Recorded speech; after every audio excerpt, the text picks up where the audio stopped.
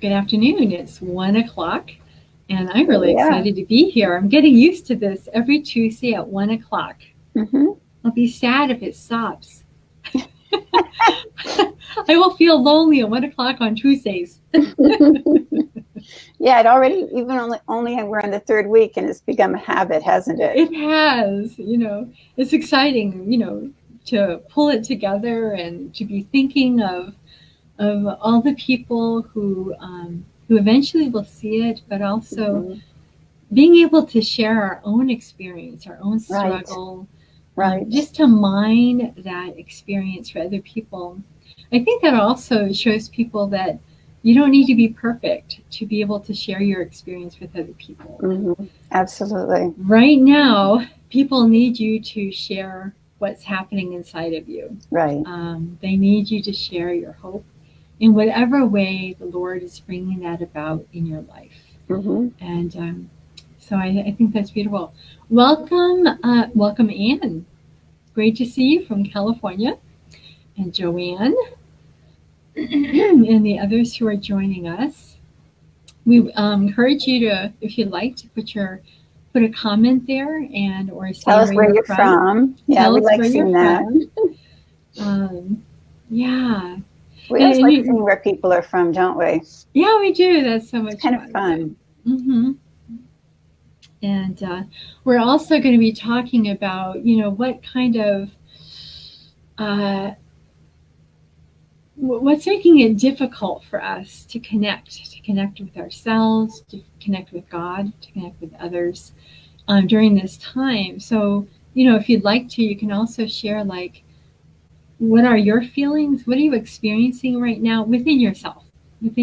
Or what do you see other people around you Hmm. experiencing and going through? And we'll be bringing that into our presentation.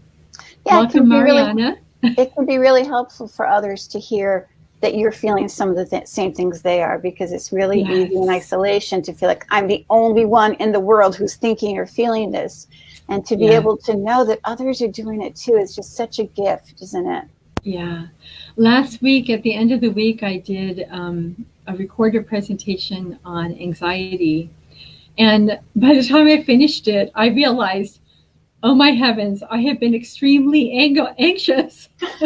And all of my running around and my short temper and everything else inside of me that was happening is really a result of anxiety.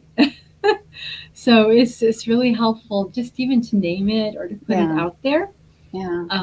Yeah, And so no one is immune. yeah, no one's immune.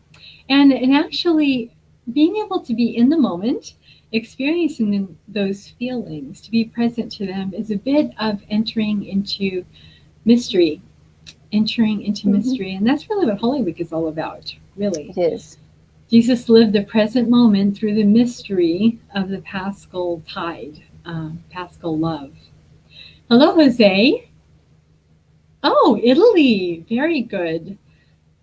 I hope you are well and your family's well, Jose. We have our mother house in Italy. We were founded in Italy. So we've been praying very much for our sisters there. Now we'll pray for you because we know you're there. Hello, Mario. Good to see you again. Excellent. Hi, Jocelyn from Texas and Jonathan from the Oh, Wales. UK. Yeah. Very good. I hope everything's well with you also, Jonathan, in the UK. This is for all of us who are in the United States. This is like D-Day week, so, but that they're saying is this week and next week is part of the peak. So for all of us here in the U.S., we're definitely praying for you all too, that you are well. Hello, Eddie, and good morning. Hi, Emma from Chicago. Excellent. In our newsletter, Sister Tracy from Chicago has a video. She's sharing with us a meditation. So I was on the phone with her this morning. Hello, Karen, also from the UK. I'm very anxious. I am a nurse and I'm Oh, scared all the Karen. time. Yeah. We'll Karen, definitely thank keep you in you our for your prayers. service, but Yes. really, in a special way, I hold you in my heart. My sister is also a nurse. So I will include you with my sister in my prayers for nurses for their safety. Yeah, I ask the precious blood of Jesus really to surround you and to protect you. Thank you for sharing that. Hello, Jane and Dan. Very good from San Antonio. Excellent. So, some people are beginning to share some of their experience during these days. We're going to be talking today about what those kinds of things that are making it difficult for us to connect with ourselves, with God, with others. And in a little bit of a practical way of looking at that and kind of working through it, a prayerful way. So anybody who would like to, if you want to start thinking about what you're experiencing or other people around you are experiencing and you'd like to share that, we can bring that into the presentation. Hi, Patricia. The hard part for me is living alone with no real contact with others. Some days I'm pretty down, other days I've been up and productive. Thank you for the videos.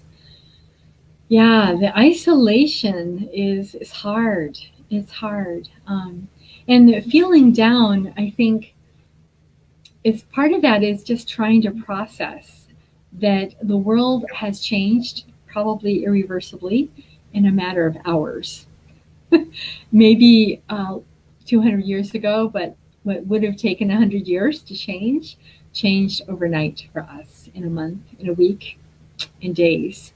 And the human person, the psyche and the body just has to step back and try to process that. So some of the unproductivity I can really relate to. At the very beginning, I was like, I can't do anything here. It's also just, we need to be patient with ourselves. It's a process of making sense, making inner sense of what's happening to us.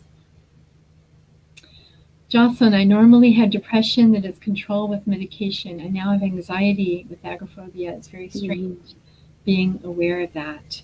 I've heard that's happening to a lot of people, the agoraphobia, where because we've been shut in for so long, it becomes more and more difficult when we do have to go out to actually do it. Several people I know, one in particular, I know someone who had the virus and has recovered from it, but was in quarantine. And now she says, I walk out the front door and I'm having a panic attack and I go back inside. So that's a very, very common response to it. Yeah, they say that after this pandemic, we're going to have a pandemic of mental illness. Not mental illness, but the heightened vulnerabilities that we experience, like you just described and you shared with us also. And all of us will have some form of that. Yeah, I think so. So you share with us yours, but I know I will have mine, and Jeanette will have hers. And hello, Mariana. I'm working online. I'm a teacher, and it's really difficult. However, I'm slowly adapting. I am blessed for being with my parents, even though some obvious confrontations arise. I'm really worried about them. Mom living with cancer. Confinement is not a problem for me, though. I know some people get crazy about that. Great. So, Anne, I feel some days like I'm suffocating. Hello, Mila, and welcome. If you want to share where you're from, that'd be great. Hello, Anne. I think going out is going to be a problem for me, Mariana. Yes. So we'll try to keep watch over these. But as you're going through, as we're going through the presentation and you're listening to it and trying to process this presentation now, it's really important that you not just listen to what we're saying, but almost that you look inside and see what's happening inside you and how you see yourself in some of this. Because what we really are hoping with these quasi book clubs and quasi meditation is really that you have this chance together in a community, a safe community, to process some of what's happening within you. Right. And especially during Holy Week, it's a perfect time for us to do that. So, Jeanette, do you want to start us off? Yeah, let's do some introductions. For those of you who are with us today for the first time. My name is Jeanette de Beauvoir, and I work with Pauline Books and Media, which is a company owned by the Daughters of St. Paul, of whom Sister Catherine is a member. And the Daughters of St. Paul, you can find them online if you do the hashtag Media Nuns, because they are committed to bringing Christ to the world through the media, all sorts of different media. So they do books and they sing and record music, and they produce newsletters and radio shows and videos and all sorts of things. You can be sure if there's media somewhere around that's Catholic, you're going to find a Daughter of St. Paul not far away for sure. And we're here talking about Sister Catherine James Hermey's book, which, do you have the cover with you, Sister? Can you hold it up? She does. She happens to have it in her hand. Her book is Surviving Depression. And the Sister's a particularly gifted writer. She's a speaker. She offers a program to people called Heartwork. She works with members of the My Sisters community. And Surviving Depression, a Catholic Guide.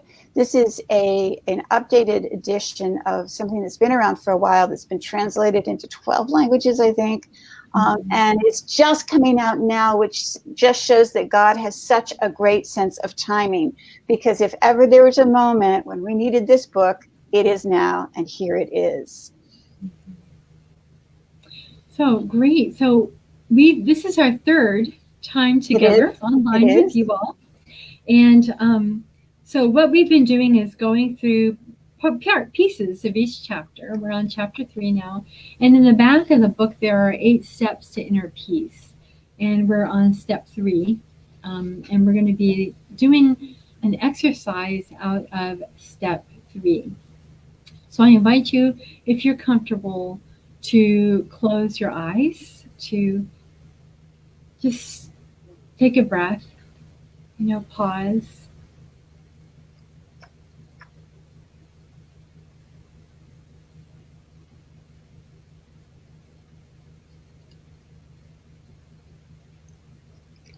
And just notice everything settling inside of you. Slowly settling down. You can take a deep breath in and slowly just let it roll out of you like the ocean just rolling off the shoreline.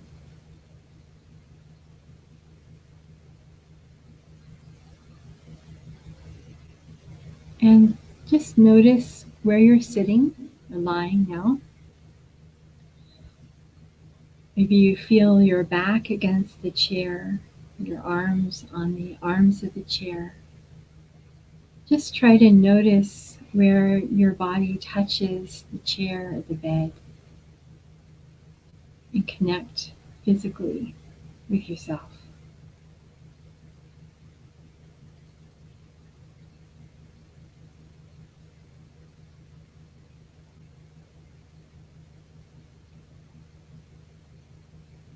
And imagine as you're breathing now that you breathe light into your whole body so that you're entirely filled with light.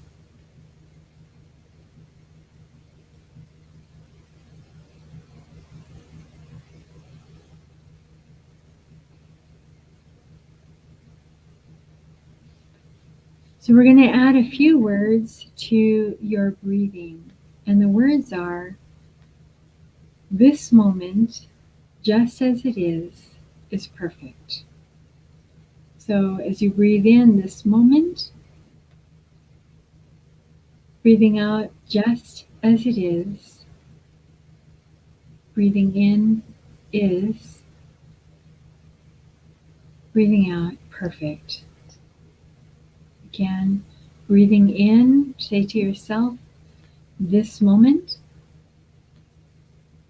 Breathing out just as it is. Breathing in is. Breathing out perfect. So this moment, just as it is, Perfect. So I invite you just for a few moments to say those words.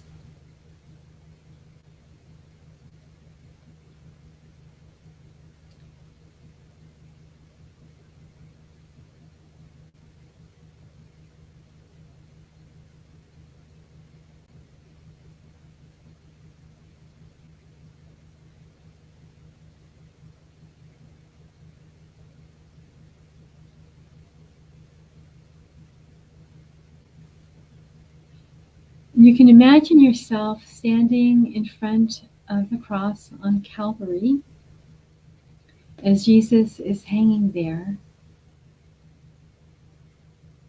gasping also for breath himself.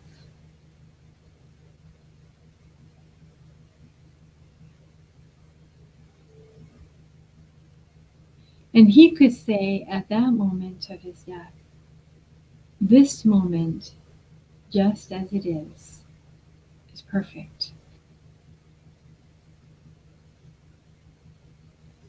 Together, Jesus and you are living through very difficult times.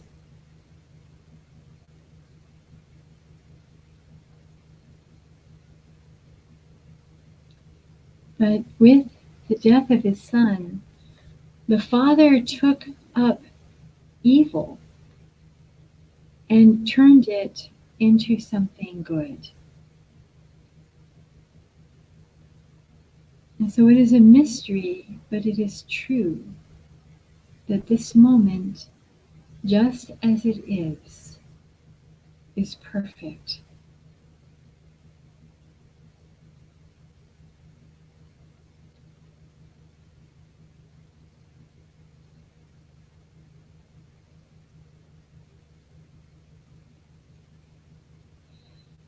And finally, I invite you just to notice what you're feeling.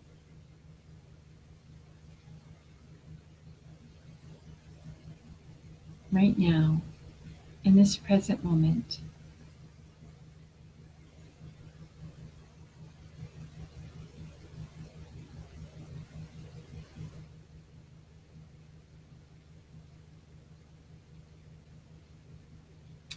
Amen. Amen. Amen. Welcome to those who just joined us. I wanted to begin today by speaking about something that's also in surviving depression, and it's based on a principle of nonviolent communication, or NVC. And let me just change this. Here we go. And a basic principle of NVC is that nonviolent communication, when our needs, our basic human needs, or our values are honored or met, satisfied, we feel good feelings.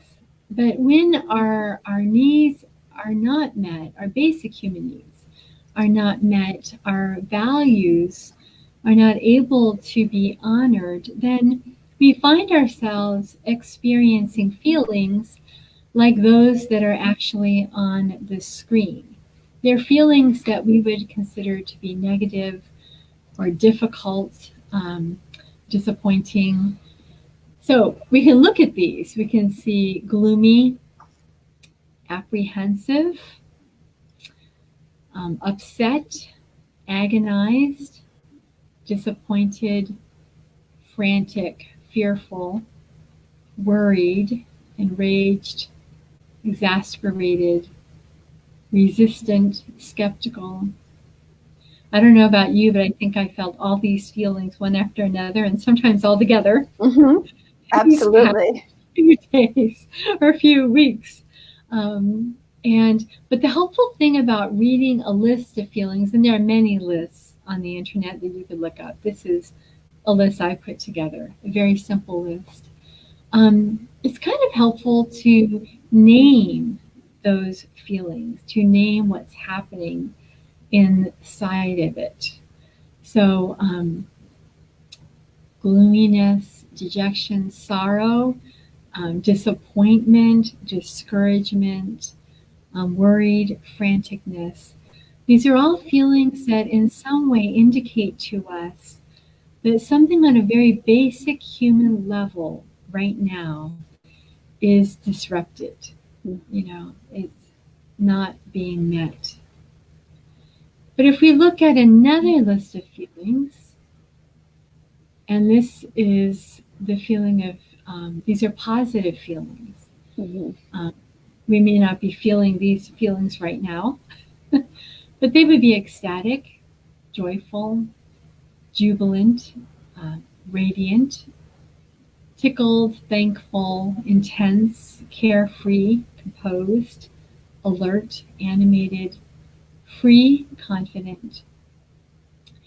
When our when our experience when our experience of human needs, when values are not being honored or can't be honored because things are so disrupted, we no longer experience many times these feelings.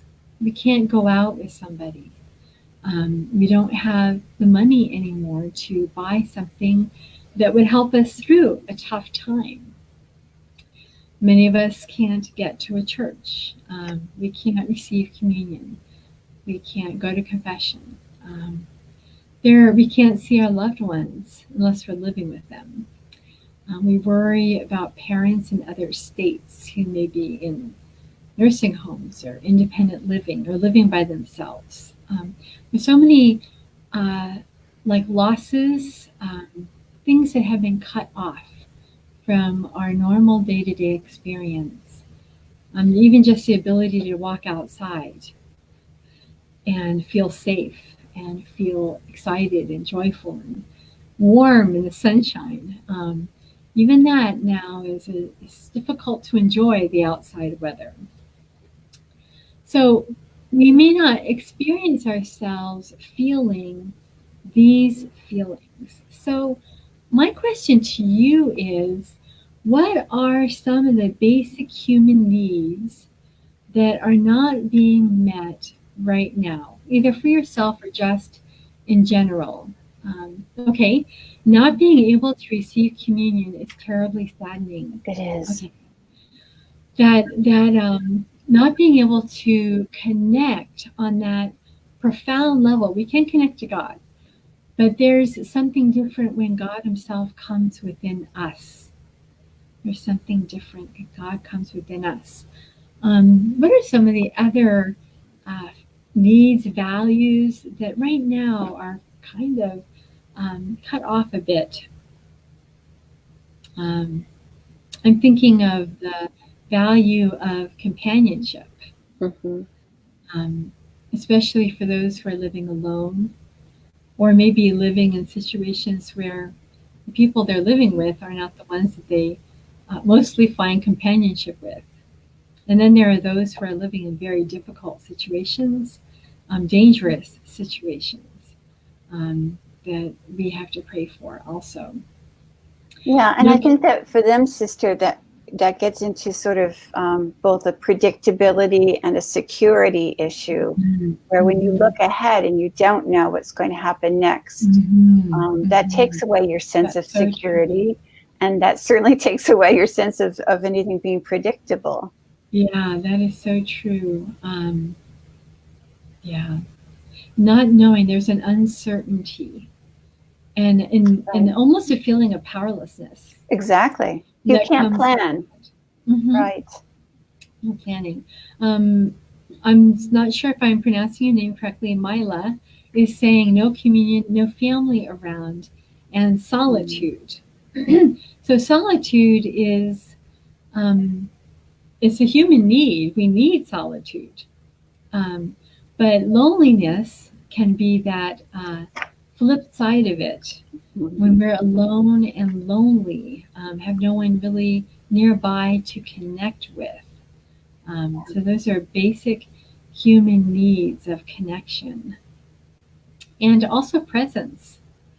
Communion and family, both of those speak to presence and intimacy with God, intimacy with the church community, intimacy with others. Jose, work is halted and being able to go to Mass is horrible. Not being able to go to Mass is horrible for me. Mm-hmm.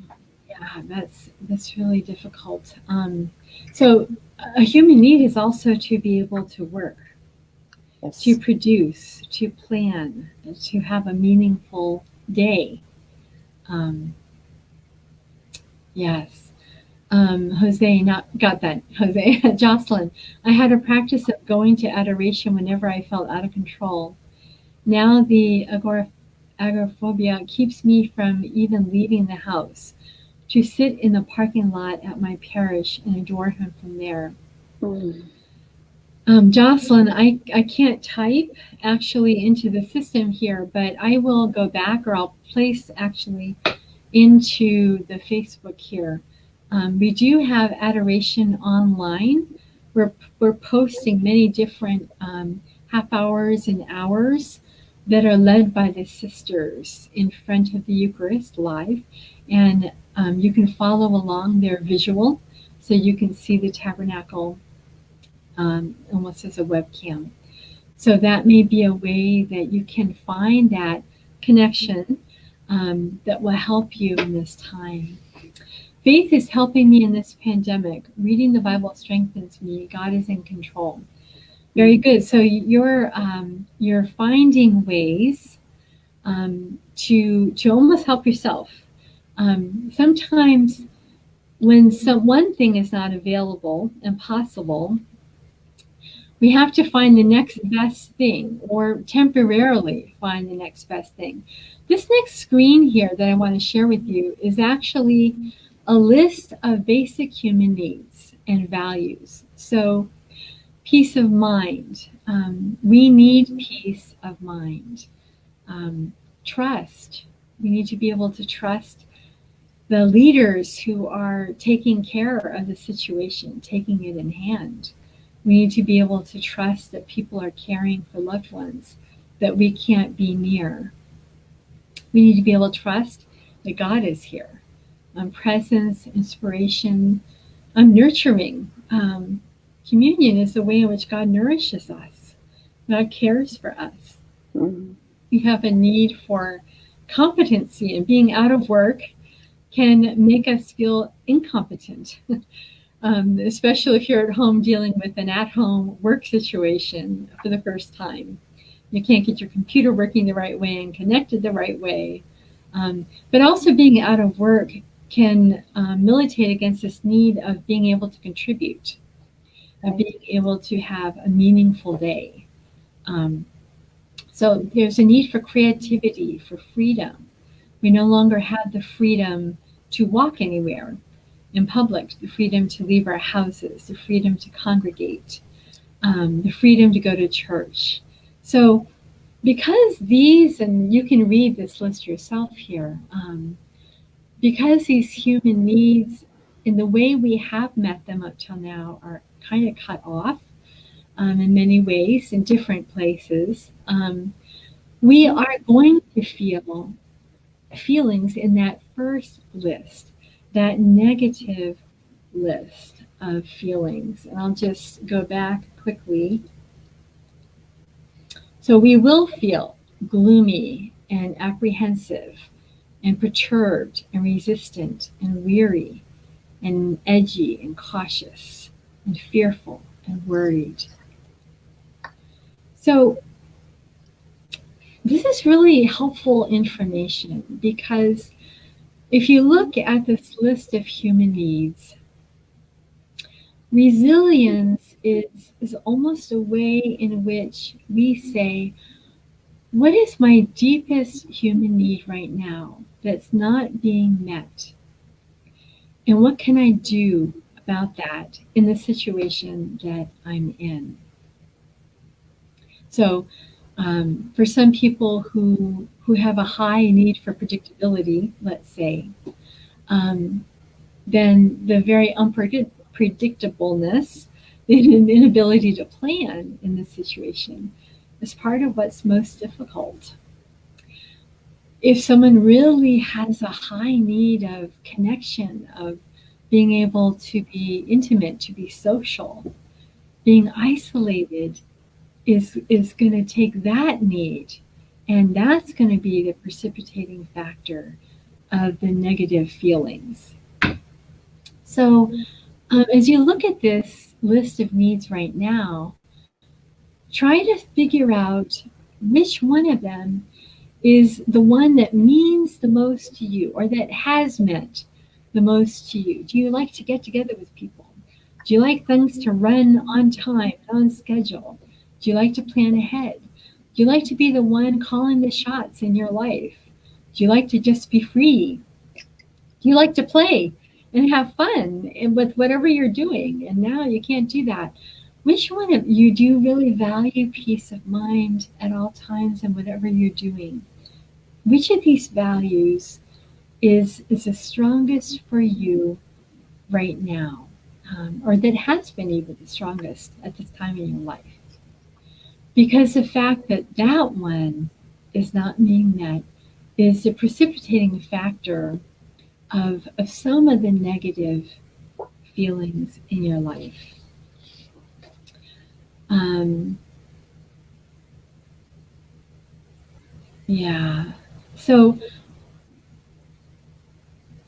okay, I'm looking at the map here in front of me, wondering where we're going to go next with that. Um, One of the things that you and I spoke about earlier, sister, was that when these needs aren't getting met, mhm. there are things that we can do to make a Yes. change, that we can Yes. develop strategies. And they may not be the perfect strategy, but they're good Mhm. enough strategies to get us through. So just to Mhm. share with folks here, the example that Sister Catherine gave me earlier was, it's not a need to buy a house. Buying a house is a strategy to get a Mhm. need met, which may be a need for safety, it may be a need for security. But we all think of our goals as our needs, and they're very different, really. So to take your needs and say, what is it? What is the most important need right now that I have?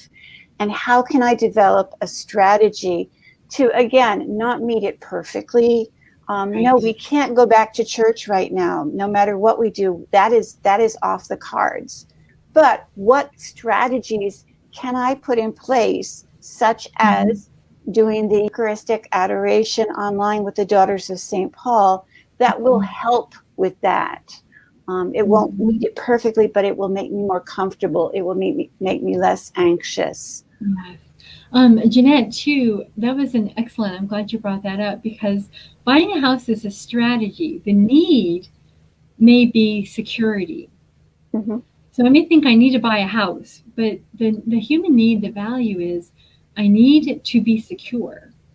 Now, maybe buying a house will or will not give me security. Maybe I don't need to buy a house. Maybe I need to do something else to meet that need for security. So some of the people are actually listing things here that are right along with what you're saying, Jeanette. April is saying that when her mom is anxious because of the pandemic, they stop and they pray the rosary. So Mm-hmm. there's a need for peace of mind. And the Um, rosary is the strategy and to the get rosary there. is a strategy for meeting the peace of mind. We could say this pandemic shouldn't be here and get angry at the pandemic. But the fact is, we personally can't make it go away. Right. Um, so there are some things we can't do to find peace of mind, but we can find other strategies to find that peace of mind. And one of the ways that if you're struggling with it and you're saying, I don't even know what a strategy is, it's helpful to look back at different points in your life where you've experienced this. Now, I'm not saying that we've all experienced this virus before. Of course, we haven't. But I guarantee that you have had anxiety at some point. You have felt sad. You have felt out of control. You have felt a lot of these feelings that show that we're disconnecting from a need. And you're here to tell the tale. You lived through it. So that means you had some sort of strategy, whether it was thought through or not, that got you through that. And sometimes looking back on those times can help inform us. Oh yeah, I did that before. I'll just give, it's not a very deep example, but it's one I can go back to and say, okay, what did I do then to cope? One of the most anxious times in my life was when I moved from France to America. I was in my early 20s, and it was a new place. It was a new place. I already spoke English, so the language wasn't new, but it was still different to hear it every day. Americans did everything differently from what I was used to, and my anxiety was just through the roof. And I thought about, what is it that bothers me the most? Well, it bothers me that this isn't the way things, quote unquote, should be. And therefore, I was looking for predictability. I was looking to know that, there are certain society rules in place that we all follow, and Americans have different society rules, and I couldn't do that. So I thought, all right, I cannot understand this whole culture overnight. That's not going to happen. But what I can do is give myself something that I can predict. And so I did a lot of really small things, like buying an espresso maker, because that to me at the time was real coffee as opposed to what Americans drank. I've gotten used to American coffee since then, but putting some things in place that were predictable. So when I got up in the morning, I knew what that coffee was going to taste like. And it's a very small thing, but if you do several small things together, it alleviates that sense of loss or anger or whatever it is that you're feeling. So, I look at that, and I think that if you start thinking in terms of what is the need I have that's not getting met, that's causing me to be anxious or angry or frightened, and then you start thinking about, all right, what are some of those baby steps, those little strategies that I can do right now, that I can do in the next 5 minutes, that's going to make me feel better. And you can also do some, longer range planning, like, next week I'm going to do X, Y, Z. But right now, since we don't know what tomorrow's going to bring, if you can figure out, even right now, something you can do in the next 5 minutes that's going to help just a little bit, that's going to take back control so that you've got a little bit more control over your life, and the coronavirus is not completely in control of it. I love that thought, Jeanette, also to take back a little control over our lives. I didn't realize that, but we probably feel that we are not at all in control of our lives, because we're really being told, like children, and justifiably so in many cases, you cannot go out of your house now. Right. You can't go out and play. You cannot go out and play. Mommy said you can't go to work. You can't go out after 9 o'clock, and you can't get out before 6 o'clock. You can't go to the grocery store. There's so many things you can't do. You can't have. It's almost like feeling like someone else has control of my life. And when you feel like you have no control, that is really stressful, especially when you're an adult and you are responsible for other people. You're responsible for a family. You're responsible for a corporation and your employees. So to feel like the pandemic and those who are telling us, what we need to do in order to get over and through this pandemic, that those are the people and the things that have all the control right now. But there, as Janet said, what are the strategies I can use to take back control or predictability or connection? You cannot get together with people outside of your home. Well, then what are ways I can get together? My sister, I just saw on her Facebook the other day, she was on her back porch. I guess her neighbor was on her back porch.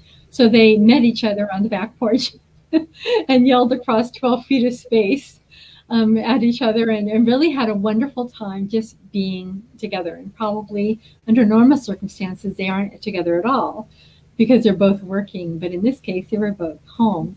So they met their need for connection with that strategy. So as Jeanette is saying, like simple things that can begin to meet the needs that you have, and to take back some of that control.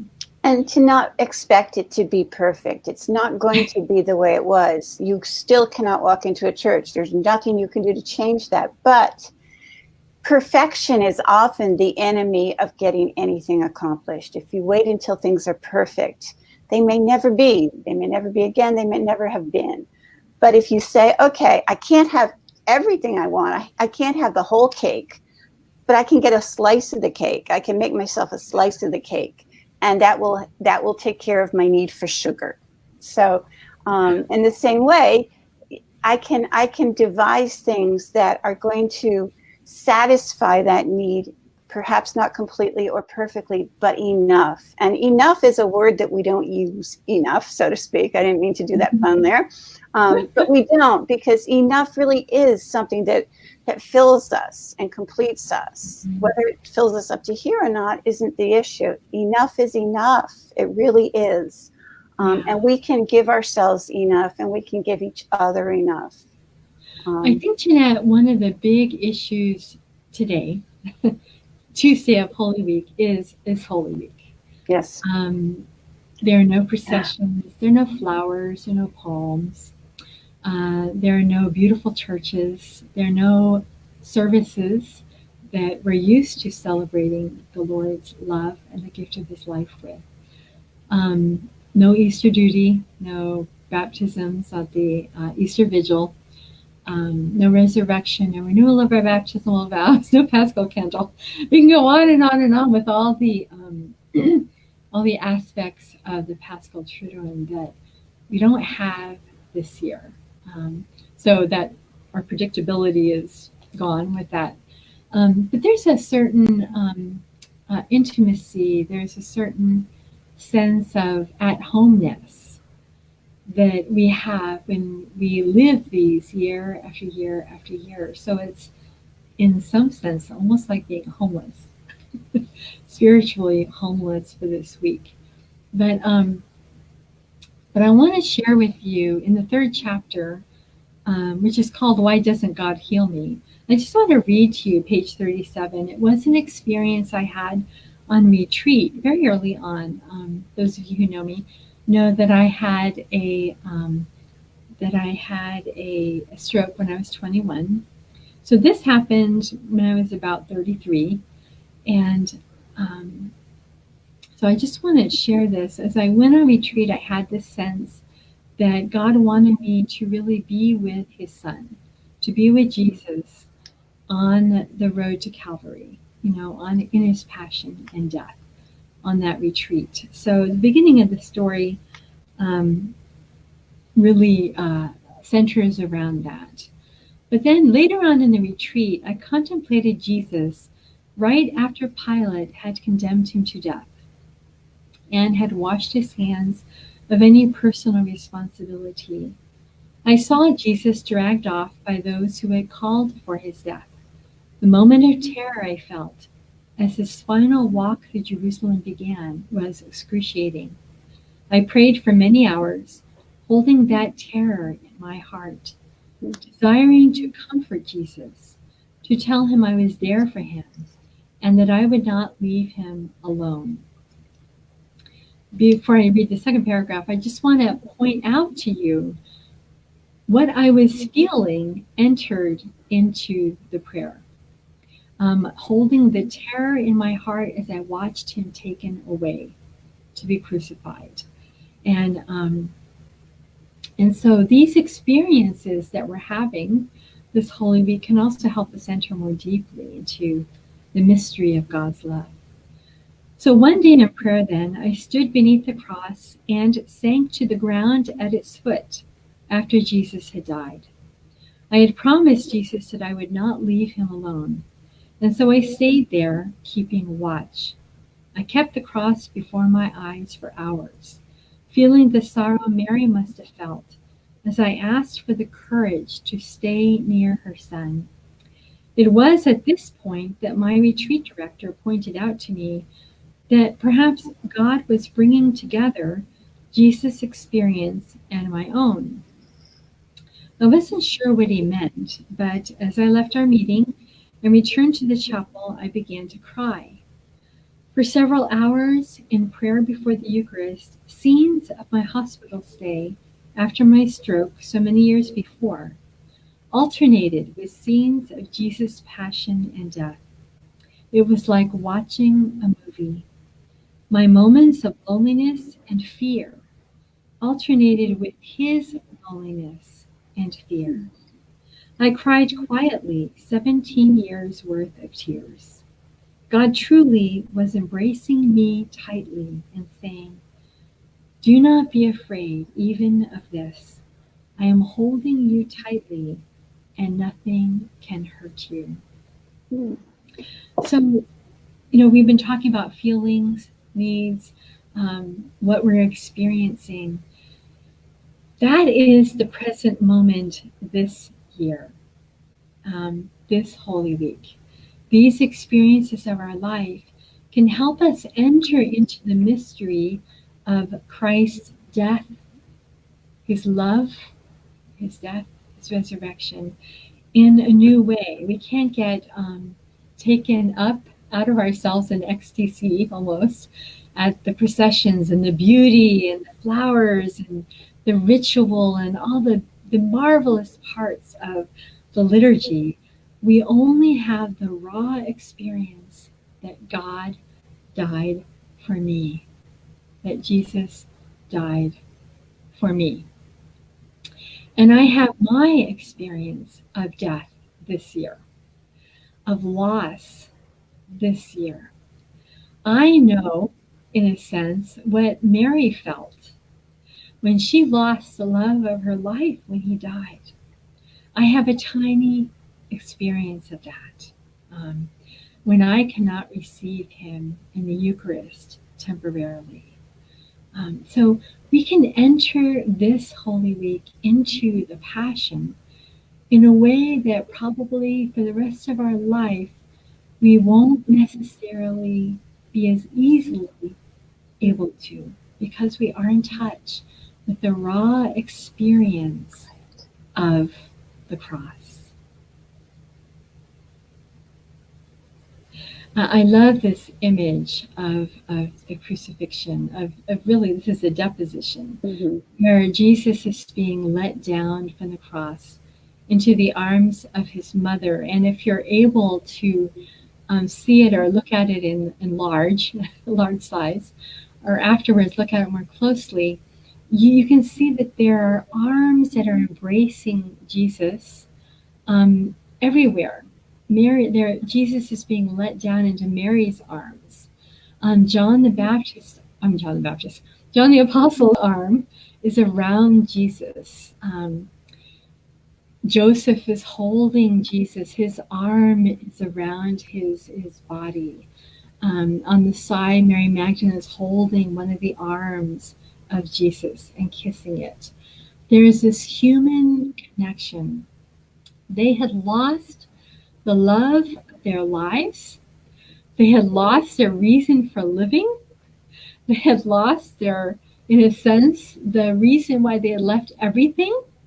They had lost their, not their faith, but their, this was the Messiah, and now he had died. They lost their community. They were hiding away, either all in one room or all in separate rooms, but they were isolated from from the whole event on Calvary. We are entering into Holy Thursday, Good Friday, Holy Saturday, in exactly the same way, with the same feelings, the same experience. Don't be afraid of those feelings. Don't try to get them to go away. Um, Allow yourself to really gently hold them. And like Mary, allow yourself to be lowered into Mary's arms, as we see in this image before us, where we're really held in her arms. And Jeanette, I think there's some practical things also that might help people as they go through this week. Right. People have been giving in the comments practical ideas of praying the rosary, praying for the family, being together on Mariana, I love it. This is the lintiest Lent ever. It's so true. Yeah, but could you share some other ways that we might be able Sure. to through some of this. Sure. And one of the first things that I wanted to say before I forget it is that if you go to pauline.org and go to the blog, there are some suggestions there from several of the sisters, some of the sisters in Canada, and I think Sister Catherine, about things you can do this week with your family or alone that will help, doing Holy Week at home. So that's one practical thing that you can do. Also, just to summarize some of the things and bring them together that we've been talking about today, you can look back on times that you were resilient, that you were able to get through, and you can ask yourself what your strategies were and if you can apply them now. You've made it this far, you're going to make it farther. It's just finding the way to do that. And when you find yourself, I always liken it, I'm not the only one who does this, to a hamster on a wheel. When that starts going on in your head and the thought, and you can't get away from the thoughts. Mm-hmm.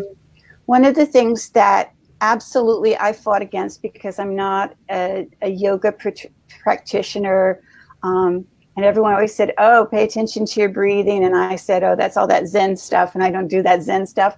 Well, come to find out that really actually does work. And you don't have to go through a whole breathing meditation. But when that wheel is turning, if you can just for a few minutes take your brain off the wheel and think about breathing. Just think about the air going in and the air coming out. Because just that extra oxygen and that extra pause can be enough to get you through a moment of panic.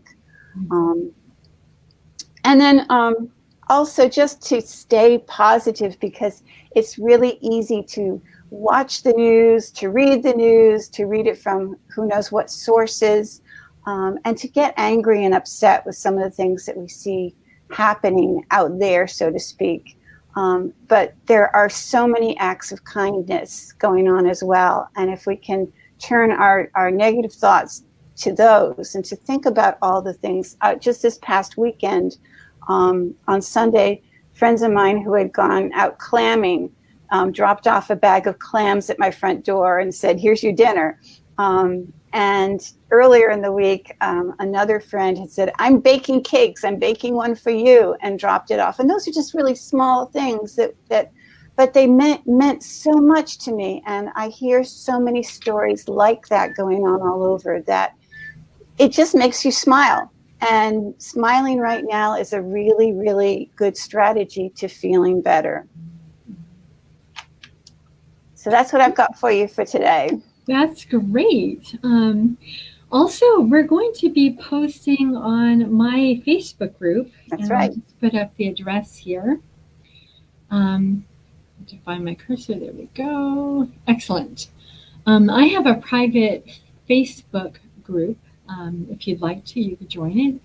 And but on that Facebook group, I'm going to be posting something on Holy Thursday, for Holy Thursday and Good Friday, and something on Holy Saturday for Holy Saturday.